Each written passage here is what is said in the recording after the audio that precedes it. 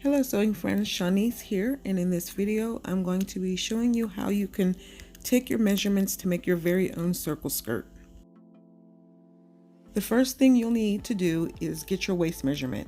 So with a measuring tape, measure around the smallest part of your waist, also known as your natural waistline.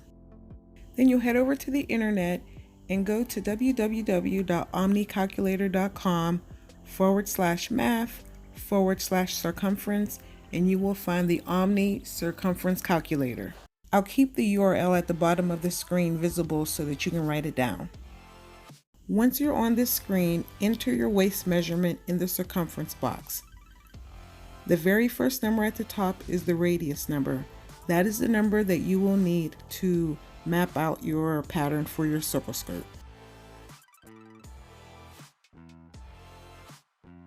On your sheet of paper, and you can see I'm using Christmas paper here with some washers on the end to keep the paper from curling up.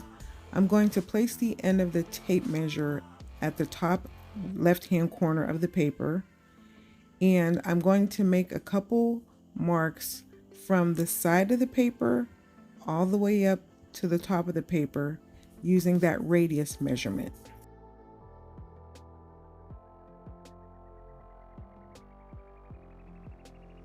And you want to make sure that you use pencil so that you can get an accurate measurement.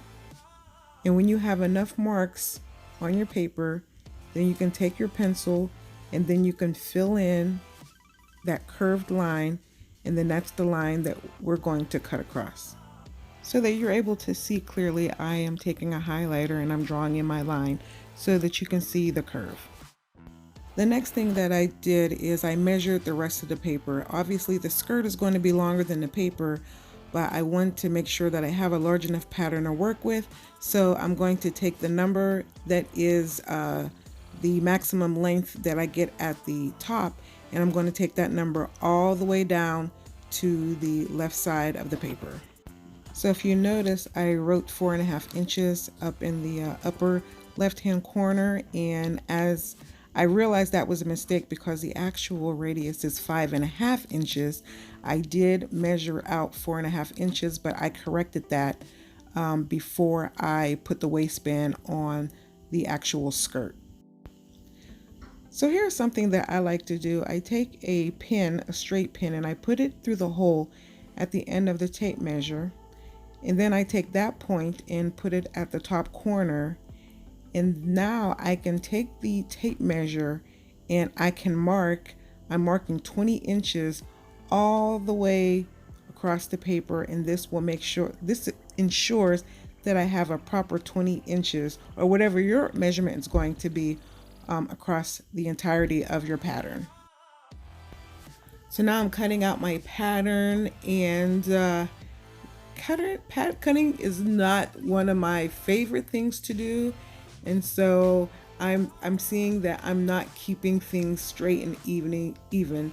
So I go ahead and just get rid of what I've already cut off, and then I resort to my trusty rotary cutter to get everything else cut and make sure it's nice and even. So I cut off the end that's going to be the bottom of the pattern, and then I go ahead and cut out the actual top. Now I just need to firm up my math because the final length of the skirt needs to be 28 inches and my pattern is only 20 inches long. And I have to account for the 1/2 inch seam allowance at the top for the waistband and a 1 inch seam allowance at the bottom for the hem. So that means that my pattern is only covering 18.5 inches. When I take the pattern and lay it on top of the fabric, I am going to use a yardstick so that I can measure an additional 10.5 inches below the pattern. So the 18.5 inches with the paper, and then 10.5 inches of the fabric, that will give me my 28 inches that I need to make the circle skirt work. Okay, we're getting close to the fun part. I have my fabric laid out and I carefully made sure that the pattern print, the print of the fabric, was lined up properly because there is a pattern. There is a oh, it's using pattern here and pattern for that, but the circles on the fabric actually need to be lined up. So I made sure that those were going to be horizontal so that the skirt doesn't look skewed. And I lay out my pattern piece, and the first thing I do is I trace out the waist, and then I cut that out.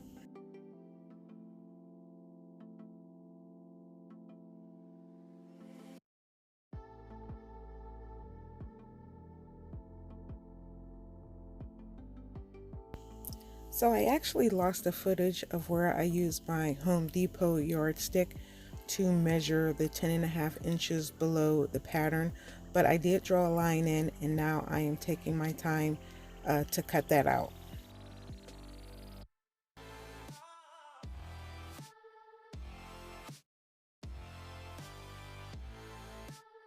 So the skirt has a front part and a back part, and so that was just the process to get the first part of the skirt. So I take the skirt that I have, lay it on top of more fabric just to get the back piece. Now I have two pieces, the front and the back, and I'm taking them and I'm going to match the side seams, and I'm going to go and serge those edges together and get it stitched up. So I'm back to doing more math because I have to calculate the waistband. So the skirt, 32-inch waist, I need 2 inches of ease, and I also want to have 1 inch for the zipper. And so I write down I want 1 inch, and then I'm thinking I'm going to need 3-inch width, but I'm like, no, I think I want the waistband to be 2 inches. So we'll just go ahead with a 4-inch waistband. So 35 inches in the length and 4 inches in the width. And I am super cool with that. So I go and work on that. So I have the fabric lined up, and I'm taking my ruler and I'm going to mark 4 inches down the fabric so that I can then connect those lines and cut the waistband out. And so again, the width is going to be 4 inches and the length is going to be 35 inches. So I wanted to talk about what I said about the waistband, the measurements, because I think it might have been confusing. So I need a total of 4 inches because the seam allowance on both ends of the waistband is going to be a 1/2 inch. And then I want 3 inches to use to create the actual waistband. So the waistband is going to probably end up to be about 1.5 inches. 1.5 inch for the waistband that's folded over, and then you'll have a 1/2 inch for the seam allowance. So that's kind of how those numbers work out in my head. So off camera, I add interfacing to the waistband and I stitch up the sides of the skirt, attach the waistband to the skirt. I am marking my 1/2 inch seam allowance because I want to make sure that when I put the zipper in, the zipper head is going to be at the very top of the waistband. So I'm just folding it down because I need to see where everything is going to be. You know, I could depend on math, but so far after that, I really it's seeing is believing in my book. So now I am taking the zipper and I am aligning the zipper teeth with the side seam, and then I'm taking pins and I'm going to pin everything down just to keep it where I want everything to be. It just makes it nice and easy. If I had double stick tape, I would have used that, but I didn't have it, so pins it is.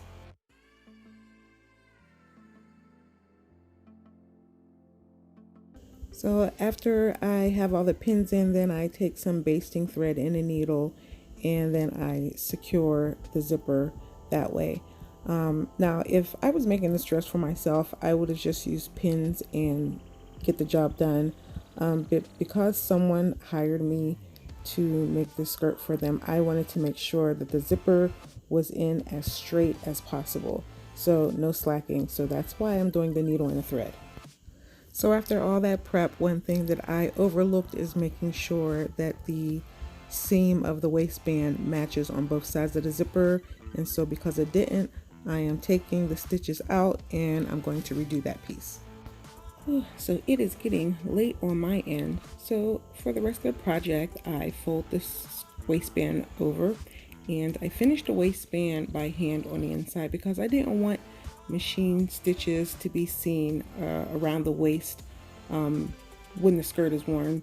And stitching in the ditch for me is just, I would rather just sit down in front of a good movie and do the hand stitching rather than to try to keep the fabric steady so that the needle goes into this small little channel, aka ditch.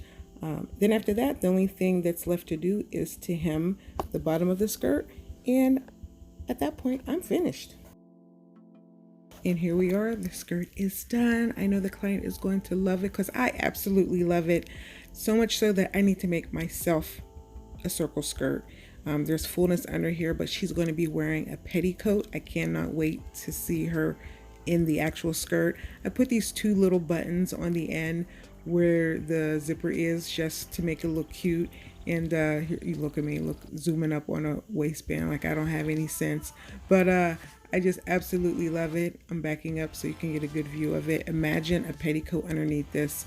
This is going to be for a sock hop. I just love this. And you know what else I love? I love that you took the time to watch my video. Thank you. And if you enjoy hanging out with me, please like and subscribe. Bye. Loves.